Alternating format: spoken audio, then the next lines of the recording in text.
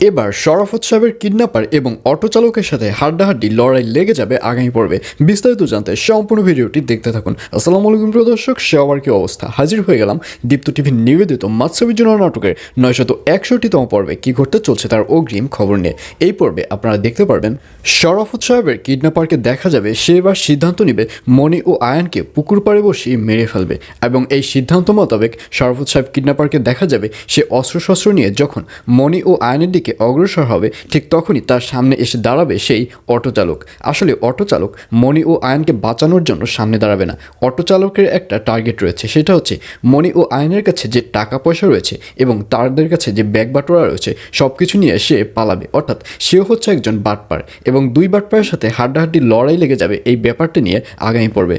আর অন্যদিকে সাগর সাহেবকে দেখা যাবে সে জানতেই পারবে না যে মনি ও আয়ান হানিমুনে গেছে। সাগরকে দেখা যাবে সে একটার পর একটা মনিকে ফোন দিতেই থাকবে, কিন্তু মনি কোনো ফোন রিসিভই করবে না। এবং এক পর্যায়ে সাগর সিতারা খালাকে প্রশ্ন করবে যে মনি কোথায় গেছে। আর এই কথা শুনে সিতারা খালা রেগে যাবে। সিতারা খালা বলবে, আমি কি মনির চাকর যে মনির পিছনে পিছনে সবসময় লেগে থাকবো, মনি কোথায় গেছে কী করছে সব কিছু নিউজ জানাবো?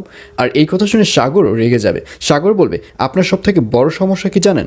আপনি কোনো একটা প্রশ্ন করলে সেই প্রশ্নের উত্তর না দিয়ে উল্টো আর একটা প্রশ্ন করেন। এই ব্যাপারটি অর্থাৎ এই বদ অভ্যাসটি আপনি অ্যাভয়েড করেন। আর এই কথা শুনে সিতারা খালাকে দেখা যাবে ওখান থেকে চলে যেতে, এবং সাগরকে দেখা যাবে সে আবারও মনিকে ফোন করবে, SMS করবে, কিন্তু মনি কোনো ফোন SMS কোনো কিছুরই রিপ্লাই দিবে না। আর অন্যদিকে মনি এবং আয়ানকে দেখা যাবে তারা পুকুর পাড়ে বসে গল্প করতে থাকবে। তখন এক পর্যায়ে মনি বলবে, আসলে আমার জীবনে দুটো চাও ছিল। প্রথম চাও হচ্ছে তুমি, আর দ্বিতীয় চাওটি হচ্ছে আমার ক্রিকেট। আমার প্রথম চাওটি তো পূরণ হলো, আমি জানি না যে দ্বিতীয় চাওটি পূরণ হবে কিনা। আর এই কথা শুনে আয়ান হাসতে থাকবে। আয়ান বলবে, তোমার প্রথম চাওটি যেহেতু পূরণ হয়েছে, দ্বিতীয় চাওটি পূরণ করার দায়িত্ব হচ্ছে আমার।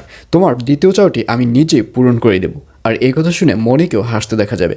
মনি বলবে, আচ্ছা ঠিক আছে, এবার শহরে গিয়ে আমি আমার মন প্রাণ দিয়ে খেলা শুরু করব, যাতে করে আমার দ্বিতীয় চাওটিও আমি পূরণ করতে পারি। এইসব বলতে দেখা যাবে মনিকে। আর এছাড়াও থাকবে আরও আশ্চর্য সকল ঘটনা। সুতরাং সবাইকে মাশরাফে নাটকের আগামী পর্ব দেখার আমন্ত্রণ রইল।